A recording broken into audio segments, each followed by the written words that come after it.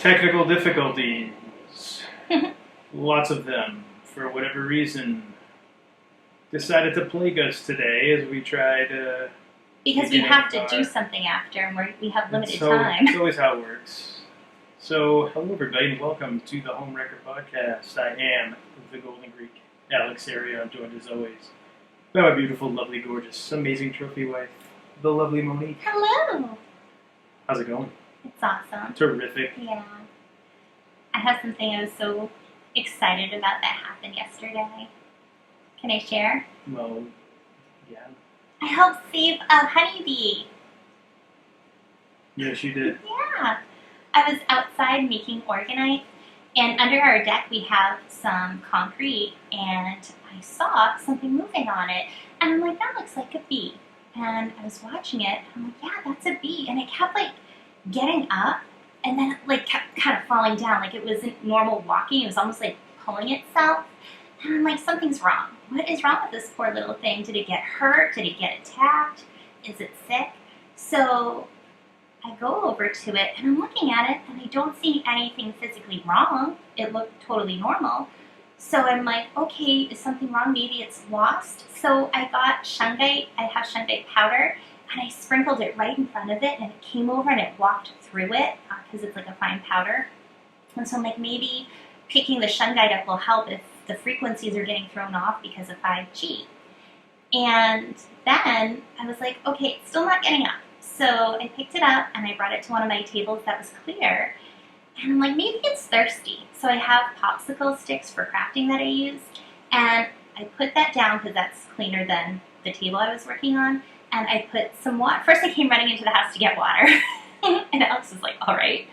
And I go back outside, and I put a little drop of water, thinking maybe it's thirsty. But it wasn't. It wasn't interested. So then I was like, honey. We have honey from the local apiary where I get my beeswax. So I ran back in the house, and I had another clean popsicle stick, and I got a little dab of honey on it. So I put the honey down for the bee, and she came right over. She stuck her little bee tongue out, and she started eating. And it was so neat because, the tongue, you could see it, wagging as she's, eating it up. And it was the coolest thing ever. So she's eating the honey, and I'm watching her. And I'm thinking, what's going on? Because she was hanging out with me for, for about 15, 20 minutes. And I'm worrying, what am I going to do if she can't fly? What if something's wrong? How do I help her? Do I call the apiary or bring her there to see if they can help her? Do I bring her inside the house? I'm devising a plan on how else I can help this poor little bee. So almost 20 minutes goes by, and then she flies away. Run into a big spider web by our fence outside. And I'm watching her, and I'm like, is she stuck? So I go over, and two of her little feet are kind of on the web, and it looked like they might have been stuck. So I'm like, okay. So I go to pick her up really gently. So I'm like, I don't want her little legs getting torn off in the web. I don't know how strong it is. So I get her, and she lets go of the spider web. And I have her, and I'm just like, I think you need to go back to your hive. I was like, you need to go home. I'm like, I'll bring you over to a flower. And then as I was walking to a flower, she just flew off. But she came by 3 other times and said hi to me. She was a little drone honeybee, and she was adorable. And I have pictures on my Twitter and Instagram account. Yeah, you showed me the video of this whole thing. Mm-hmm. I have video too. What? I didn't know bees had a tongue. But you could see it clearly in the video. It's eating this honey. Pretty cool. Wasn't she adorable? I'm not going to go so far as to call it be adorable, but it was a cool little thing that you did. It was really cool, and I thought, how awesome is it that I got to help a little honeybee today? Because I love bees, and I was so thankful that I had the opportunity to do that. I thought that was really neat, so it made me feel warm and fuzzy inside. And I just hope that my little bee friend is okay wherever she is. I find it kind of funny that when it first flies off, it goes right into the spider web. I think she was having a bad day. I think that's what's going on. I'm going to chalk it up to a bad day for her. Could be, yes. But, yeah. And it just made me think, it doesn't matter how big or small someone or something may be. Just be kind. Be helpful if someone or something is in need. Yes. Yes. Very cool story. I just wanted to share that. Yeah, very cool. And yeah, you said you put pictures and stuff on your... Yeah, so I made like a little thread of what had happened, and I have pictures. I also have some video of her eating. I might put that up later. By the time this episode will be out, it's already out. But if you go to my personal Twitter account or Instagram, you'll see it there. Yeah, I think you should definitely put the video up, because that I thought was cool. I have 2 videos. I have one of me talking, telling a story like, I don't know if she's going to be okay. And then like 2 minutes later, she flies away. Oh, and I didn't put this on social media, but I told you I was singing to her because I thought, this poor little thing.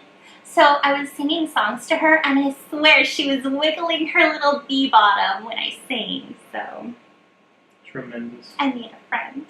Good stuff. Good stuff. Yeah. Now, on a more not as happy a note, today we're going to revisit Missing 411. Yes. And we're going to bring you up with good feelings, and then we're going to bring you down with some sad stuff. Sorry about that. Yeah. So these are some of the more popular shows, I guess, that we do. This is a phenomenon that everybody that learns about it gets really interested in it right away and immediately tries to figure out what's going on. There's got to be some answer. But we have yet to figure it out, and I don't think anybody else has either, because they're still happening, these disappearances in the forests of the United States and around the world. What? I remembered, I forgot to tell you, while I was looking this up, I was curious because remember how like the park services, they don't recognize like people going missing, there's like nothing there? Yeah. Well, now I found a website from the park services with cold cases of missing people gone. And there was a lot for like Yosemite, I saw. Yeah, Yosemite's the one where I think there's like a ton. Yeah, there was like a bunch, but it had like all different national parks where people went missing where there were cold cases. And I was like, This is from the National Park Service that's I doing believe this? so. Oh, that's new. I'll show you, and then you can put the link up, too. Okay. Yeah. Interesting. Yeah, I was not aware of that. I had not heard anything about that. And if that's the case, well, that's good. I mean, that means that this gentleman, David Politis, who basically discovered this whole phenomenon that was going on and started compiling it and bringing attention to it, means that maybe, if that's the case, I haven't seen it. It looked like it was, and if it's not the actual National Park Service, if it's just another organization, at least there's something else out there. Yeah, there's something out there that's bringing attention to this and hopefully trying to figure out what happened to a lot of these people that went missing. Yeah. Now, today, we're going to focus on the state of Washington. We're going to focus on Washington State. The state of Washington. Yes. What I said. Yeah. Right. Okay. I just said it differently. Okay. So, a few of the things that came up going through the book, it ranges for the dates between 1932 and 2009. Most of the people referenced in the book were males. And only 6 of the people mentioned were over the age of 18. Most of these were kids. And a lot of them were younger kids, like 10 and under. There were a few teenagers. But so this was a very difficult section to read through, and I was trying to focus on some that had more of a positive note, because it's really hard for me reading these stories, and I knew that it would be hard to talk about some of these stories with kids going missing. So don't mind me, but I wanted to try to leave some of those out, because I didn't want to get emotional trying to read about or talk about some of that Fair stuff. enough.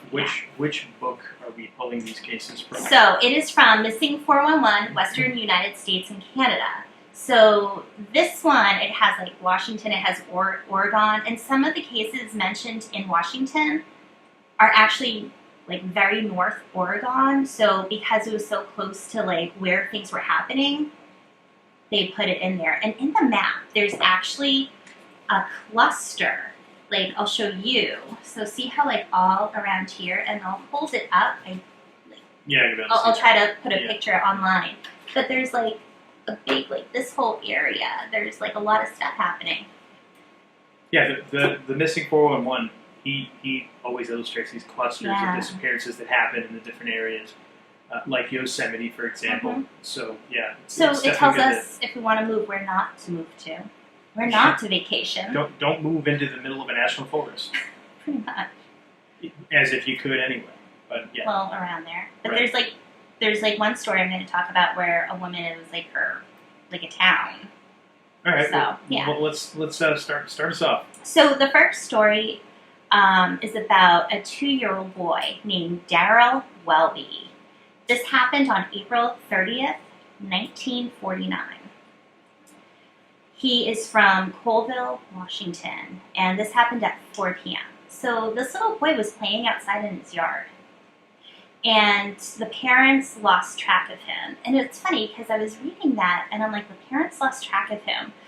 But we've said it before, when you have little kids, you get distracted for a moment, and they are quick, and they can run off. Doesn't take much. No. It really doesn't take much at all.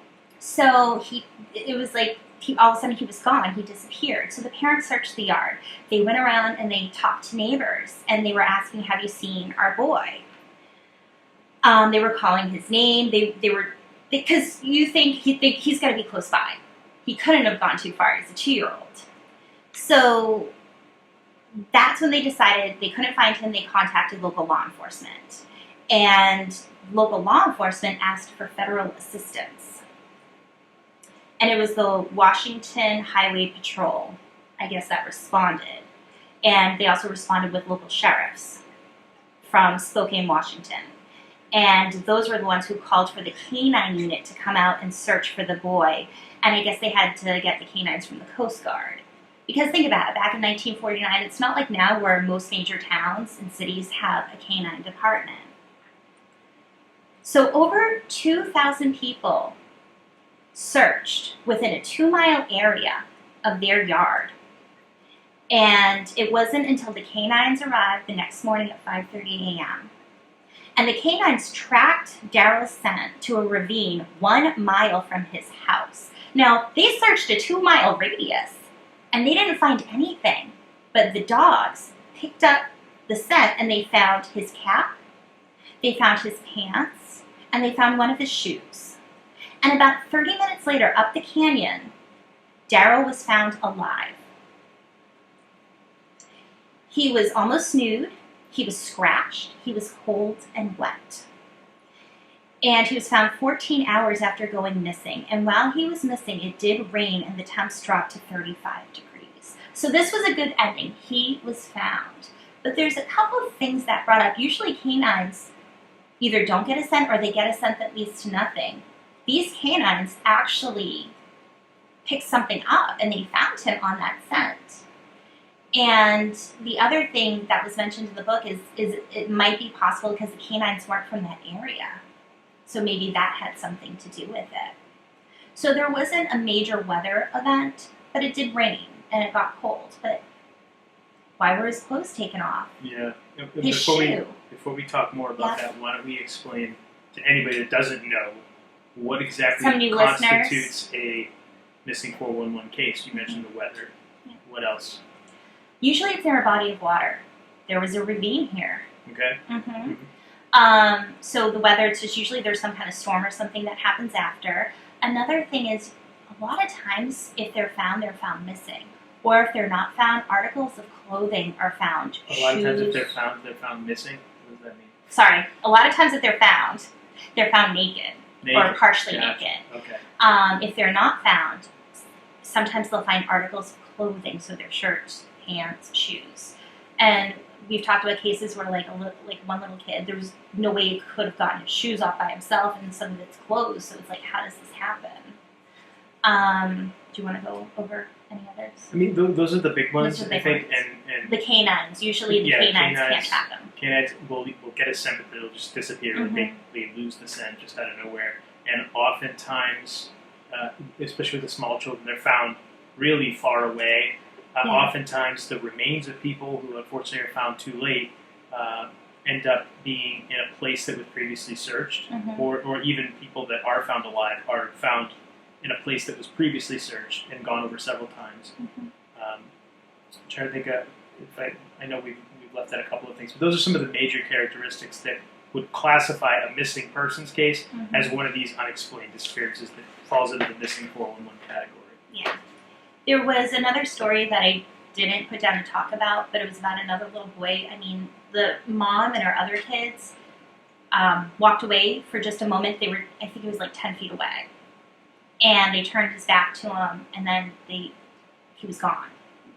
And one of the things they thought was, oh, maybe a large eagle picked up the 2-year-old boy and flew away. But it seemed very unlikely. But it made me think of sometimes people were found in trees, and that's why sometimes the scent goes missing. Mm-hmm. People have been found in trees, or like higher, like they'll be on top of a mountain. How did they get up there? And another, speaking to that as well, a lot of people that are found don't remember how they got to where they are. They can't recall anything that happened when they were vanished, the entire time they were disappeared. And a lot of the smaller kids, or even some of the older kids, have developmental disabilities, so they're unable to speak, or they can't hear. They have some kind of a disability where it makes it difficult for them to communicate. So if they are found alive, they can't even express what happened to them if they can remember, because it's one of their disabilities. So that's another characteristic. Now, it's good that they found this little guy, but it makes you wonder, how did he get where he got? 2 miles away. 2 miles away. Yeah, that's crazy. Another thing that was brought up with that is the fact he was all scratched up. Usually a kid is going to go like the path of least resistance. They're not going to have to, if it's hard to get through, they won't go that way. Right, yeah. They're not going to go uphill. So this kid was so scratched up that obviously he was going through branches and, getting... He was either going through, he was pulled through, or carried through. Or being chased. Who knows? Yeah. How about the next story? I know, I'm just thinking, like, how horrible. Yeah, it's crazy. The next story is about Steve Martin, not the actor. Steve Martin was 15 years old, and this happened at Petite Lake, Washington. His disappearance occurred on August 16th, 1975. Steve was a part of his high school cross-country team from Spokane, and he was spending a week at the lake they were training by running on logging roads in the area. So basically, his high school cross-country team was like, hey, let's go up here, and there's logging roads, we can train and run, and it'll be good. Well, on the day of the 16th, around noon, Steve, he went for his run, and he was wearing his cross-country shoes, a shirt, and shorts, and he was never seen again. Around 4:30 p.m. that day, his group realized that he didn't come back because, again, cross-country runners run for a while, so It's possible they could be gone a couple of hours. So they realized that he didn't come back, and a search began. The local sheriff and the U.S. Forestry Service responded. That night, rain and fog hit. It hit the area, making the search difficult. So again, we have weather. Search was halted for 2 days due to bad weather. And that's something that happens. We mentioned weather incidents. Sometimes searches have to be stopped for a few hours, sometimes a few days, because the weather gets so bad. And that's critical time if you're looking for a missing person, no matter how old. And especially with a weather event, now they're exposed to elements possibly. Right. And that makes it worse. Yeah. So one of Steve's teammates on the cross-country team had mentioned sometimes he would go off trail to pick huckleberries, and the searchers combed the roads. They went through the trails. They could not find him. They had no luck. The formal search lasted a week with no clues, and on July 14th, 1976, now this is almost a year later, 2 U.S. Forestry Service employees were conducting a survey on the land about 2 miles north of Petite Lake and 300 yards from the nearest trail, and stumbled onto bones and clothing in an extremely dense brush area that had brush and heavy timber. They found Steve Martin. They found his shoes and his clothes, and his bones were scattered over a 40-foot area. His glasses were found 20 feet from his skull. And I guess it's the local sheriff's department, stated it appeared Steve got lost, panicked, and died of exposure. The location of his body was in Sema Meadows, an area that had one of the main logging roads and a road that would be hard to miss.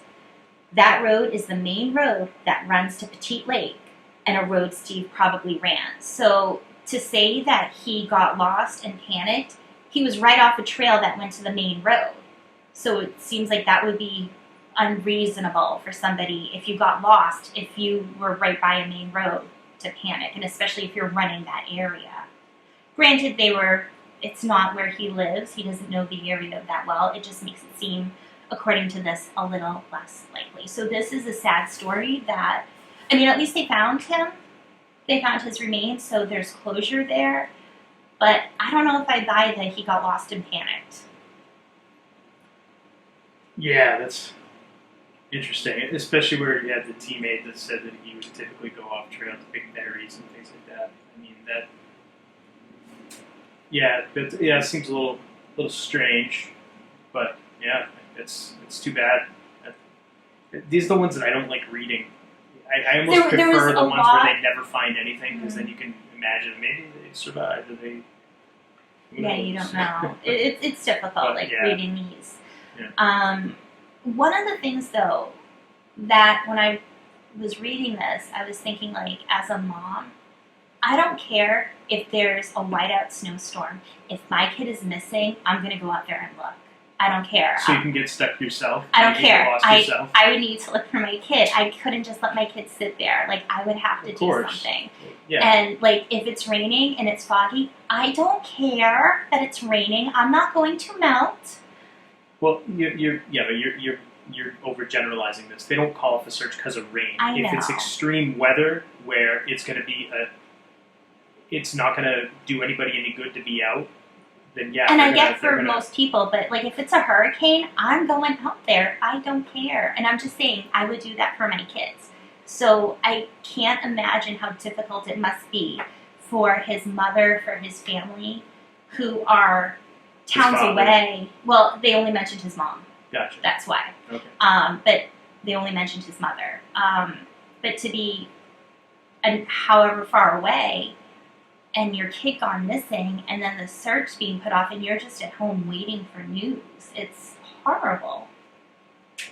Can't imagine. I hope I never have to. Yeah, it's just, have to be in that and position. as an empath, it's like super upsetting. Yeah. Again, which is why I didn't want to focus on a lot of, like, at least this one had closure. So.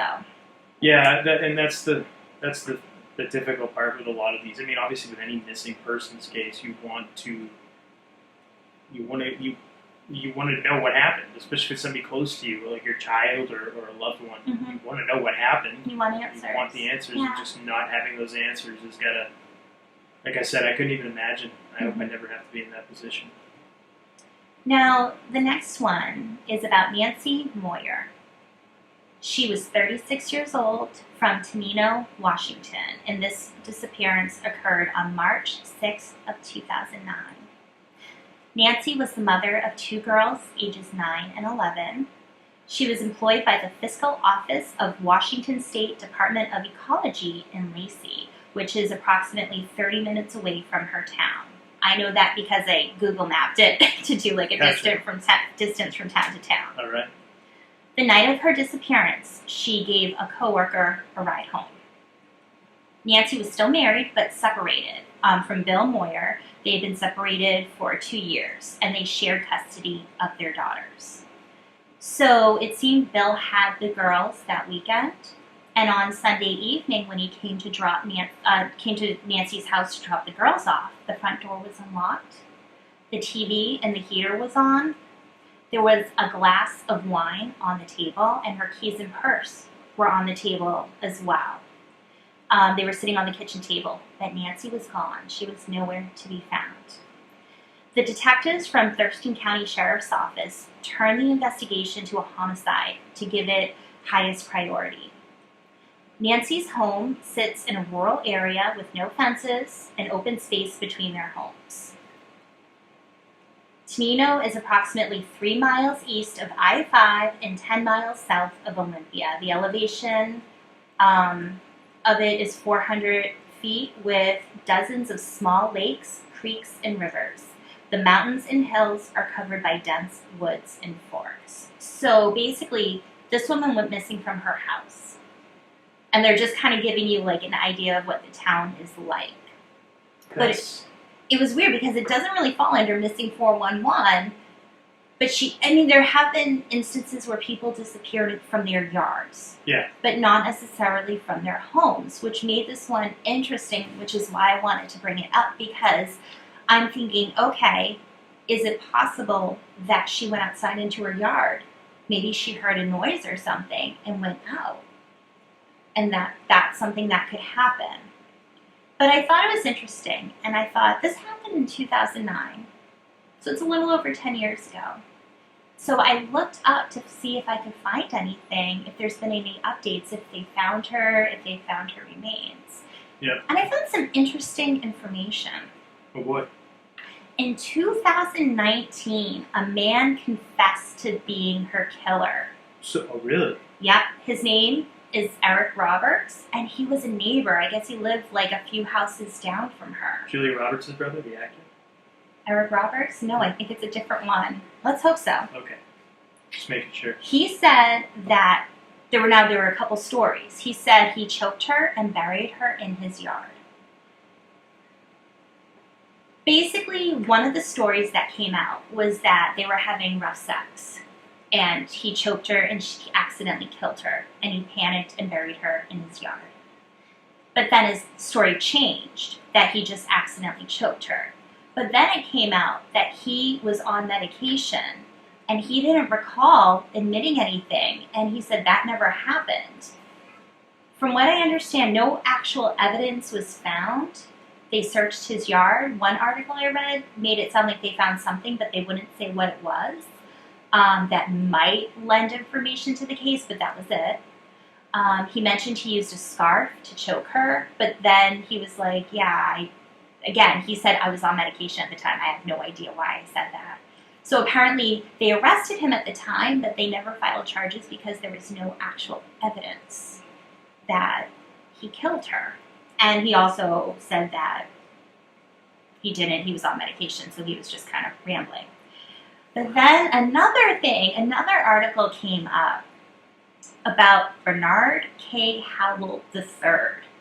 And this is from Oxygen.com, and I'm going to read this part of the story. On August 8, 2010, 26-year-old Bernard K. Howell III was pulled over in Tamino, not far from where Nancy was last seen. In the passenger side of his truck was the body of Vanda Boone, 60, wrapped in a sleeping bag, sheet and plastic, according to a probable cause affidavit obtained by Oxygen.com. Her throat had been slit, she had blunt force trauma to her head and neck, and she had been asphyxiated, either by strangulation or smothering, reported the Olympian. Howell would later admit to having sex with Boone's corpse after killing her, according to the probable cause affidavit. Following his arrest, police considered Howell a person of interest in Nancy's disappearance, according to the Olympian. Howell was a door-to-door meat salesman, and inside Moyer's freezer, police found the same brand of meat Howell had been selling, said Detective Hamilton. Sam Moyer also picked out Howell in a photo montage as the man who had once sold Nancy meat, said Detective Hamilton. Now, Sam was one of Nancy's daughters. In an interview with retired Thurston County Sheriff's Detective David Haller, Howell denied any involvement in Nancy's murder or ever selling her meat, according to Detective Hamilton. To date, no evidence has linked Howell to Nancy's case, and no further charges have been brought against him. In 2011, Howell pleaded guilty to Boone's murder and was sentenced to 26 years in prison, according to local NBC affiliate King 5. He killed somebody and only got 26 years in prison? Wow. Justice system, I think you're broken. So it was just something that I found interesting. I thought, okay, let's see, have there been any updates? Because the latest case is 2009 in the book. Right. And so there's information, but it seems to be dead ends. But it is very odd that this person Because she's at home, somebody knocks on the door. Hey, I sell you your meat or whatever. Door's unlocked. Yeah. You open the door, they can close it.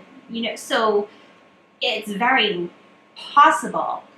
But does it still solve this case? I don't know. That's crazy, though. Especially where you have a neighbor who also said that he was involved. It's very weird. It's just a weird Yeah. thing. It's very bizarre. And they never found her body, I take it. Not that I could find. Okay. I Wow. couldn't find any articles saying that they did. So it's one of those, like, your heart goes out to the family because you want closure, you want to know what's happening, and then you think, okay, we found out what happened, and then it's like we didn't, and then maybe this could be what happened, and then it's not necessarily. So Wow. yeah, Yeah, that's nuts. it's it's insane. Again, like, here I am reading, thinking, did she go outside? Because they're talking about the area of the town. Did she go outside? Did something happen? Did she hear a noise? But it could be something very simple. If someone knocked on her door, she kind of knew. Her meat salesman who killed a 60-year-old woman and defiled her corpse after. Don't think I want meat from that company, thank you. That's just messed up. Mm-hmm. It's Yeah. insane. Wow. Well, And that's why you do background checks on employees. yeah. Yeah. And this happened in 2009. Correct? 2009. Wow. So, yeah. Okay. Mm-hmm. So there's one last story that I wanted to talk about. All right. There's a lot of information, so I'm going to read from the book because writing it all down, it was a lot. This actually happened in Oregon. So, Want me to do it? okay, he's a better reader. Let me take a gander here. Yeah. This is the story of Corey Fay. All right. So Corey Fay went missing on November 23rd, 1991, at 6:30 p.m. west of Teague Valley, Oregon. He was 17 when he went disappeared. When he went missing. Wow. Words are hard. Words are hard. You're making me feel better about All myself. Thank you, honey. The disappearance of Corey Fay, a student at Jesuit High School in Beaverton, Oregon, ranks in my list of the top 10 most unusual cases I describe in my books. Corey was a junior in high school when he asked Mark Mopin if he could accompany him and his friend elk hunting in a region west of Teague Valley on the fringe of the Badger Creek Wilderness. Mark was a good friend and agreed to bring Corey along. Corey had training in outdoor survival and had hunted in the past. He knew what to do in case of emergency or if he was ever lost. He carried an emergency solar blanket, a compass, extra food, ammunition, a small backpack, and a rifle. So he was prepared. That's good. Scared, not scared. The three young men arrived at their hunting spot and decided to split up until 6:30 p.m. when they had agreed to arrive back at the vehicle. That was the last time anyone saw Corey. The afternoon was cold and the hunting fruitless. Mopin later told investigators that they were in the correct spot, a spot he knew there were elk, yet inexplicably, there it is, they didn't see any. Which is interesting. Yeah. Because when reading this, you're like, okay, so it's a known area that is always elk, but yet today there wasn't. So I feel like, okay, that's a sign of something. When they arrived back at their vehicle, Corey wasn't there. He never arrived, so they called the sheriff. The Wasco County Sheriff's Office was the lead agency in the search for Corey. The SAR included helicopters with special search capabilities. And I just want to say SAR, search and rescue. Search and rescue, yes. Thank you. Sorry. Lost my place. I'm Thank you very much. sorry. The SAR included helicopters with special search capabilities, equestrians, hikers, and 7 of the best trained search dogs in the world from the Rocky Mountain Search and Rescue in Salt Lake City. A total of 250 searchers scoured 12 square miles for 10 days and did not find one trace of Corey Fay. There were many theories about what happened to Corey. The one that got the most press supposed that he may have been accidentally killed by another hunter and buried. However, cadaver dogs never found a gravesite. There were also theories that Corey may have survived for a long time, and one searcher thought they may have found a campsite with an old fire, but this was never confirmed. With so many searchers and substantial air support on this search and rescue, it is doubtful that Corey lived long after he initially disappeared. Otherwise, I believe they would have found him. The official search was terminated on December 1st, but many volunteers kept the effort going for many weeks. The Wasco County Sheriff was so perplexed by Corey's disappearance and the lack of evidence, he called the FBI and asked for their assistance in unraveling what happened. There wasn't much activity on Corey's case until September 1992, when 2 hunters were hunting a ridge 10 miles from the point where Corey was last seen. They found his backpack and his rifle. Another searcher found Corey's jacket more than a mile away from his other belongings. The hunters notified authorities. Corey's items were located at an elevation of 6,500 feet and 10 miles from where he was last seen. A quarter-mile from his backpack, searchers found small bone fragments and one tooth. The sheriff stated that Corey would have been in snow up to his waist for more than 5 miles at the point the discovery was made. An article in the Eugene Register on September 18, 1992, reported the following, quote, "Authorities know the snow was deep there because a helicopter had spotted tracks during an intensive search for Fay last November. The tracks turned out to be animals, but the snow was almost waist deep, and that was a good 3 miles from where the items were discovered yesterday." End quote. The article later states that searchers didn't believe Fay could have gone as far as he apparently did. An interesting sidelight to this finding is that a September 19, 1992 article in the Eugene Register clearly states that Corey's grandparents told the press that the boy was trained to follow a stream downhill if he ever became lost. This is odd because the article makes you believe that Corey did just the opposite. The sheriff makes it clear that back in November 1991, his helicopter crews did see tracks on the ridgeline near where Corey was found. He makes it sound as though they landed and determined they were animal tracks. However, if the snow in the area was new and 4 feet deep, no helicopter would land there because it would blow the snow and evidence away. This assertion by the sheriff sounds like he really didn't know, but was instead guessing. Corey was found 3,000 feet higher in elevation than where he was last seen, and 10 miles from the point he should have been hunting. Could he have covered this distance and elevation in less than a day in waist-deep snow? Remember, the sheriff stated that he didn't believe Corey could have made it that far, and that's why the search didn't focus on this location. Was the sheriff correct? You may need to go back and again read what was found on the ridgeline. They did not find Corey's pants, boots, or socks. In Charles McCullers' story of Crater Lake, it's a different story. The interview with the ranger who discovered his body states that McCullers' boots were never found. The ranger stated he had always found boots with the bodies he recovered. Boots are heavy, they don't disappear.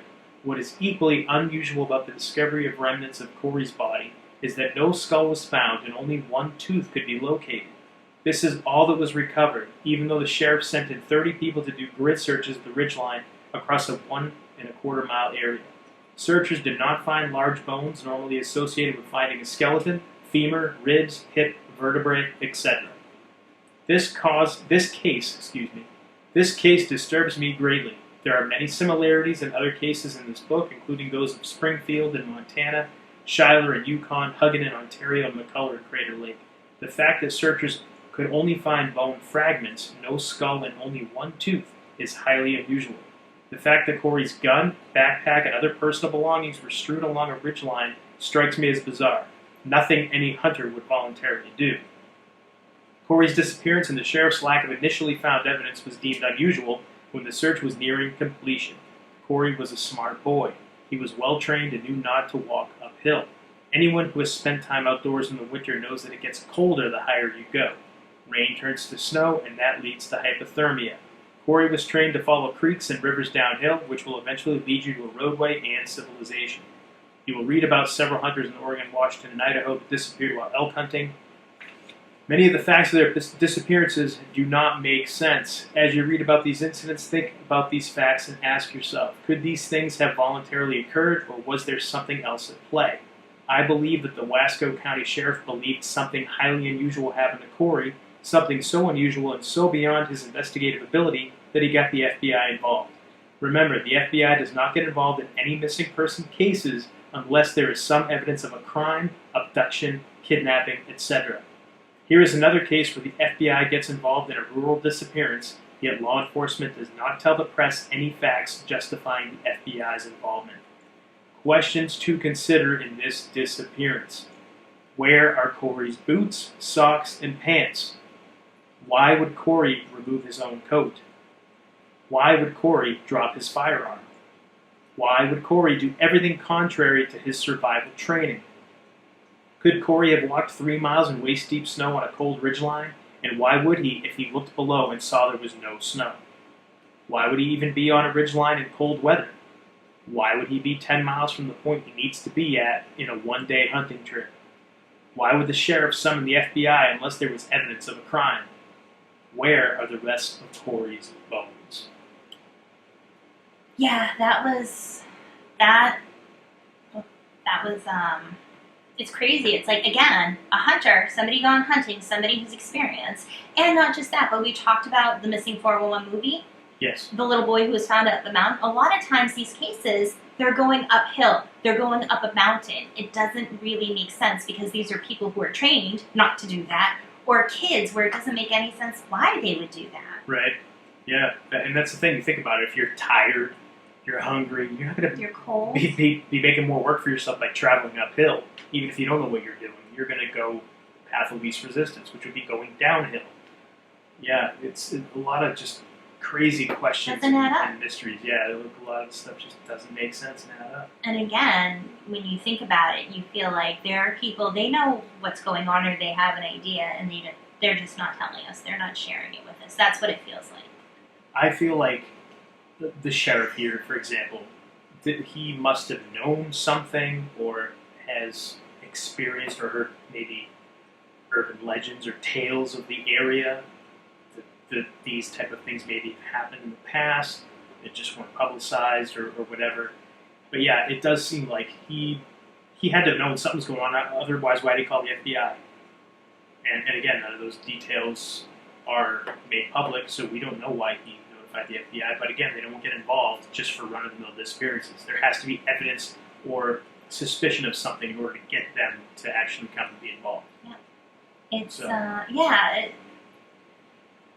one of the things that came to mind is it made me think of when we did the local cryptid episode, we talked about the Pukwudgies. Yes. They basically hypnotize people and lead them off cliffs. And it's like, it makes you think, is there something where these people are being hypnotized that is making them do these things where they don't even realize that they're doing it? They don't realize they're dropping their guns or their clothing, taking clothing off, losing their bag, that they're walking uphill, walking up a mountain, going in a direction, and they're just entranced in whatever. Yeah. Is there something out there causing a signal that our brains are picking up that just hypnotizes us? Is there something where somebody's actually doing it? We've talked about the theory where people are then found, like, they're there, but they're in a different frequency. Maybe it's something like that, but it's different. Maybe they're in a different dimension where they're there, but they're not actually, like, there with us. They're on this new dimension where everything's different. So they're not going up a mountain where they are, but they are where we are, and that's why we find them once everything gets back into alignment. You mean, sure, why not? I mean, you can speculate anything. That's the thing with all these cases.